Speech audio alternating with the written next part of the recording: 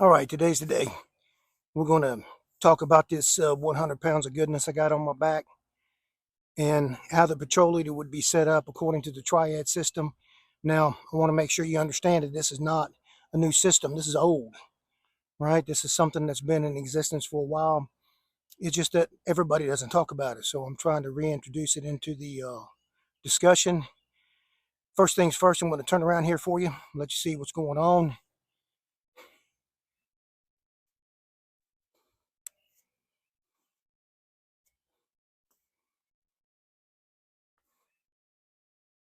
All right, so as I was saying, this is going to be 3 different videos. The first one is going to be my gear, what I have in my pack, and then the second video is going to be the specialized gear for each person in the triad. So it will be the engineer or the supply guy and also the comm guy, and then finally we'll talk about weapons. So what I want to talk to you first is about PPE. If you notice, I'm wearing safety glasses. Okay, I have these are prescription because I need prescription glasses. I have a clear pair, and then I have a sunglasses pair, so you need to protect your eyeballs. Also, if you didn't notice, I'm wearing knee pads because I need to protect my knees. I've had a surgery in each knee, and if I were to fall down with this 100 pounds on my back and I was to fall on my knees, it would be bad real fast, so I need to protect my knees. Also, I have on gaiters. Some people say they like gaiters, some people say they don't, but I'm not wearing gaiters to keep my pants from getting wet. I'm wearing gaiters to protect myself from snake bites. In my area, or in my state, I should say, there are 7 types of venomous snakes, and in my area, 4 of them live here. The most common ones are water moccasins and copperheads. So you need to protect your lower legs from getting snake bitten because that's where you'd most generally get bit, is on the legs. I don't know if you know this or not, but in Rogers Rangers, everyone was required to have gaiters to protect themselves from snake bites. Now, why do you need all this PPE?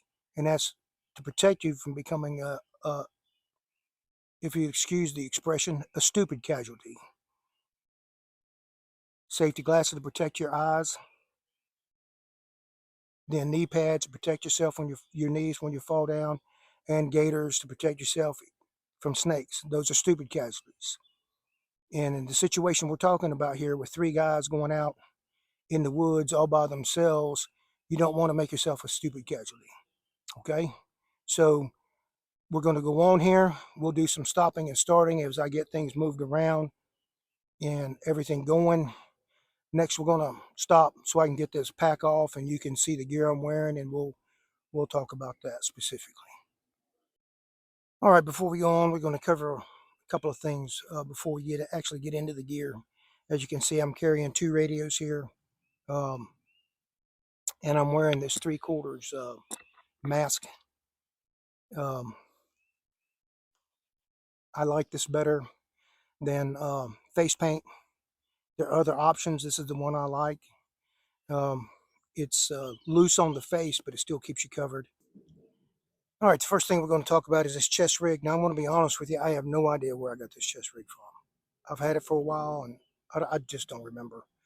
But as you can see, it does open from the front. It has Velcro and snaps. It has 6 magazine pouches. And on the back, you can see there is MOLLE and a place for you to put your water bladder or an extra day pack if that's what you want to do. And what I've done specifically on this side, I've added a double magazine pouch so I can carry an extra magazine and a radio. And right here in this tourniquet pouch is my Leatherman. Then on this side, I've done the same. I've added a double magazine pouch, and so I can carry an extra magazine on this side and a radio, and then a tourniquet. Now, this allows you to carry 8 magazines, and for a reconnaissance mission, some people might think that's too much. I don't think it's too much, but it is what it is.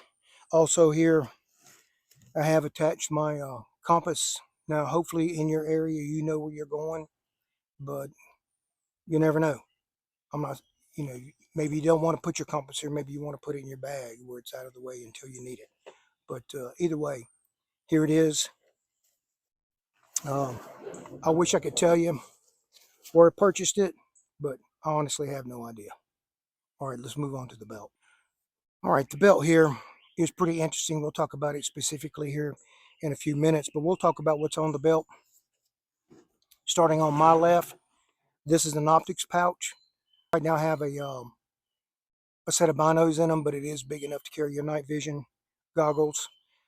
I also have the Harzy Fighter, and then I have a canteen pouch, a sustainment pouch that I'm using as a butt pack, another canteen pouch, and then a first aid kit.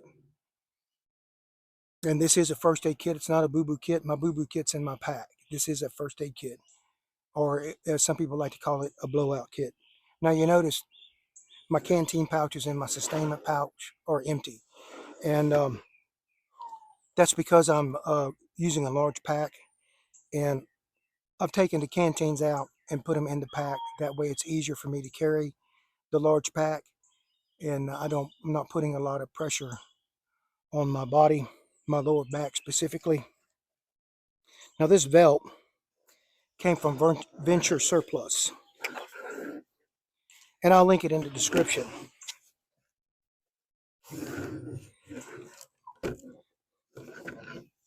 But this belt is reminiscent of the 1956 BAR belt, okay? And it's current issue with the Marine Corps, and I know the Army has their own style, but basically it's reinforced, almost said canvas, damn. It, it's a reinforced belt, and it has a lot of MOLLE on it. The MOLLE starts and goes all the way around, so you can attach whatever you want to it. And I spent a lot of time and money trying to reinvent the 1956 BAR belt, and lo and behold, here they are. They are being issued.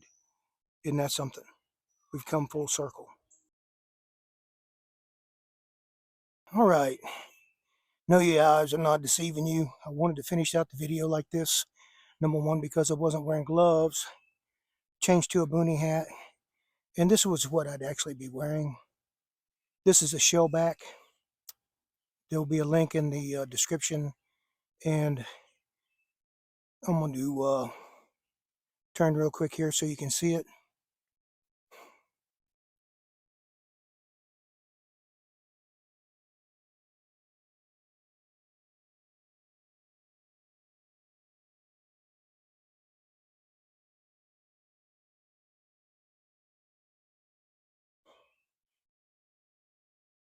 Now, in a lot of these videos, I've shown you some other gear. Trying to show you that you don't need Gucci gear to be kitted out in a great way. But this is my preferred method. Like I said, this is a Shellback.